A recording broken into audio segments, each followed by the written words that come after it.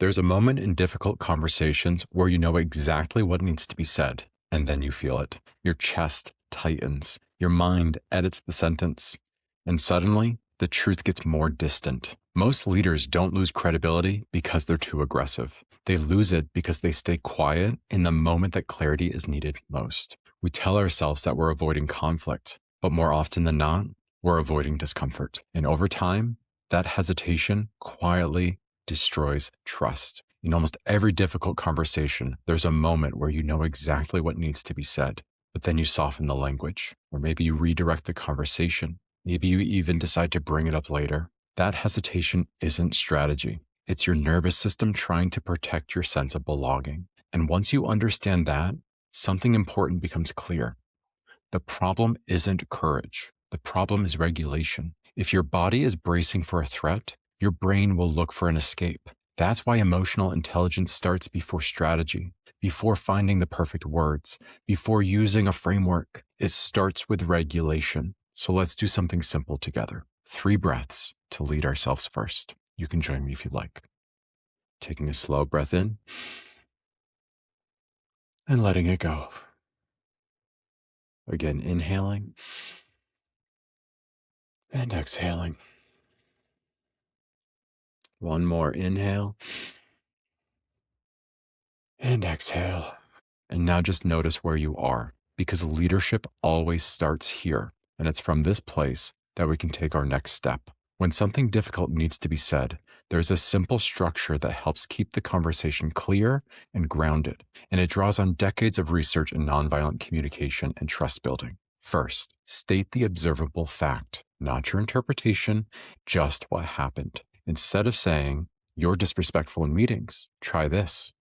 "In yesterday's meeting, you interrupted Sarah twice before she finished." When you separate observation from judgment, people stay regulated. Judgment triggers defense. Observation invites reflection. After the observation, share the impact without blame.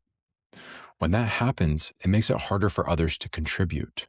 Impact keeps the conversation grounded in reality instead of accusation. Next, name the standard. Leadership isn't just pointing out what's wrong, it's protecting what matters. In this team, we let people finish their thoughts, and we value direct communication. Now the conversation is anchored in principle instead of personality. And finally, invite a response.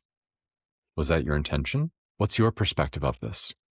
Help me understand what was happening. When you invite a response, the conversation shifts from confrontation to collaboration. It reflects the core idea behind radical candor. Care personally, challenge directly. You can do both. And this structure works for a simple reason. When leaders skip the first step and go right to accusation, people defend. And when they skip the invitation for a response, people shut down. And when regulation is missing altogether, tone does the damage before words even land. Emotional intelligence isn't about being nice. It's about staying steady enough to be clear. Most leaders either fall into one of 2 patterns. They either overreact and explode, or they undercorrect and disappear. But clarity doesn't require a volume knob. It requires grounding. Research on psychological safety consistently shows that teams feel safer when leaders address tension directly, not when they avoid it. Avoidance doesn't create safety. It creates confusion,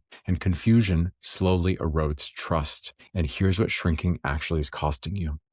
Resentment builds slowly. Performance will start to drift. Credibility erodes. People rarely lose trust because you said the hard thing. They lose trust because you didn't say it at all. And eventually, it'll start to leak out sideways from you, in tone, in sarcasm, in delayed feedback. Saying the hard thing isn't aggression. It's stewardship. You are protecting the integrity of the room. And when you do it cleanly, without attack, and without apology, people feel it. They relax because someone finally named what everyone already sensed. That's leadership.